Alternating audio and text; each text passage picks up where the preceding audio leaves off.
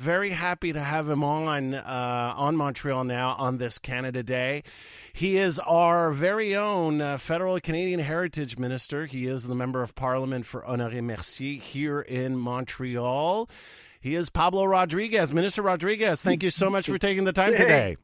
Hey, David. Great talk to you. Super.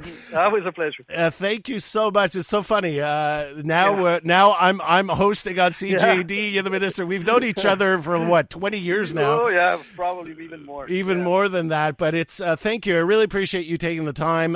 First of all, tell us what you're doing on Canada Day today. Well, as you said, it's a very special day. I'm actually still on the stage. I'm backstage talking to you guys. We just finished the noon show. Where the Prime Minister spoke and the Governor General. We had artists from everywhere across the country, Indigenous artists. It was great. Actually, it was great. And there's events at different places here in Ottawa. And big show tonight with Charlotte Cardin and many others.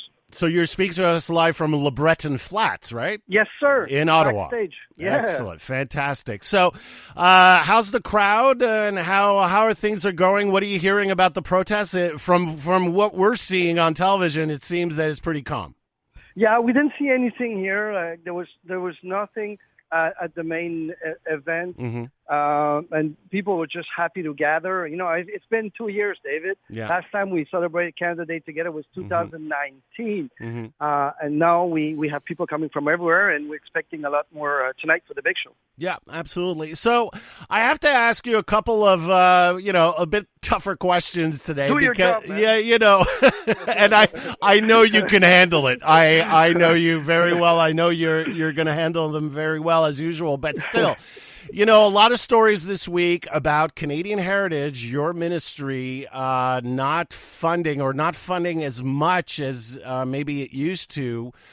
Canada Day parades. There's no Canada Day parade today here in Montreal. Other Canadian cities, organizers saying, the funding hasn't moved since 2015. Costs are up. Some people are very disappointed here in Montreal that there's no Canada Day parade. What's your response to that?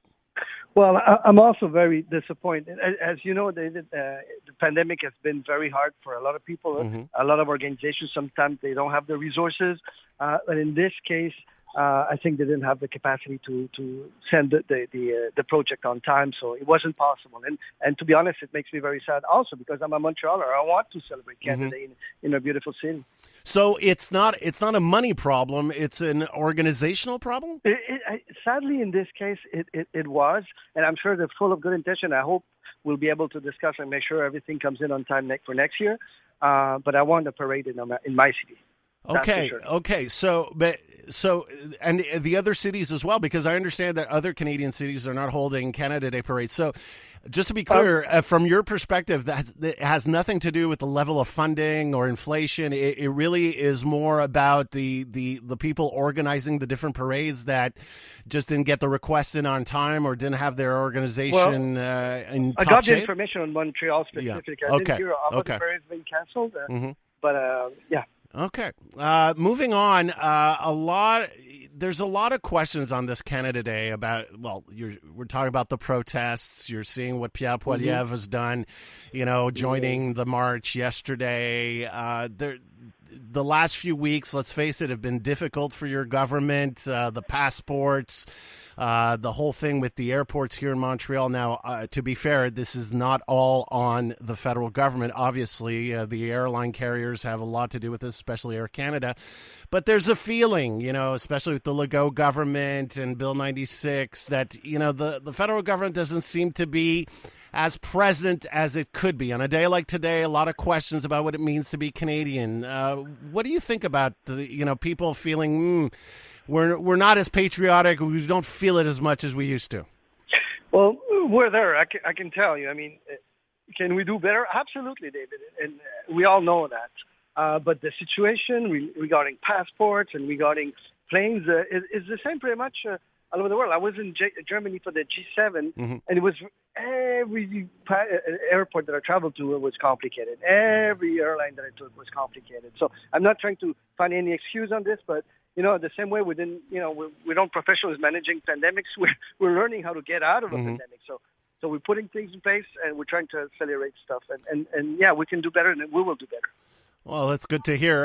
There's a lot of Canadians, a lot of people here in Quebec are needing that type of news. But let's move on to the situation in Quebec. I mean, you've seen with what's going on with the provincial government, Bill 96, and the Justice Minister, the provincial Justice Minister, talking about setting aside the Canadian Charter of Rights and Freedoms.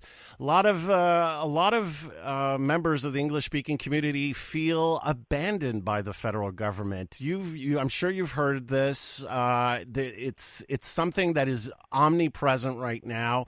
I know it's not an easy question, but what's your response to people that are calling in, texting in, and saying the feds? We don't seem to see the feds fighting for our rights right now. Well, we've always been there, David, for the Anglophone community, and the debate that's been taking place for months. It's at the National Assembly. It's a provincial debate, as you know, probably way more than I do. But as a federal government, we always said that we will stand up for Anglophone rights, and we did in the past, and we always will. That's very clear from the Prime Minister, from myself, and from the different MPs. I'm thinking of Anthony Hotfathers and others are leading the charge on this one. We will always be there to defend Anglophone rights. All right. My final question is about Indigenous nations. You're telling me you're there in Ottawa. The Governor General, Mary Simon, just spoke. What do we need to take away from Canada Day? You know, a year removed from these horrible discoveries of the residential schools, and Canada Day has been changed by these developments, undoubtedly.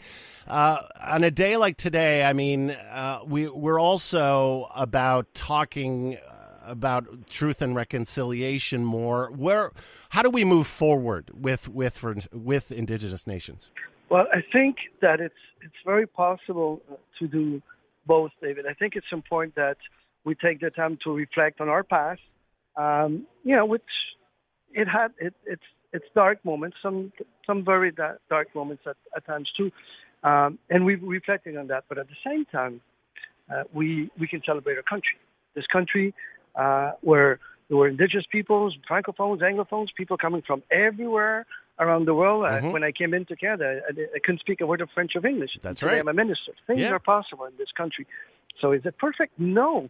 But is it worth celebrating? Absolutely. And you know what? Let's reflect on our history. Let's celebrate our present, and let's think of our future all together. Minister Pablo Rodriguez, responsible for Canadian Heritage, thank you very much for taking the time to talk with us on this Canada Day. I'll let you go back to the celebrations in Ottawa. Hey, man, thank you. Always a pleasure, David. Take care. Take care. Minister of Canadian Heritage, Pablo Rodriguez. He's also the Member of Parliament for Honoré Mercier right here in Montreal.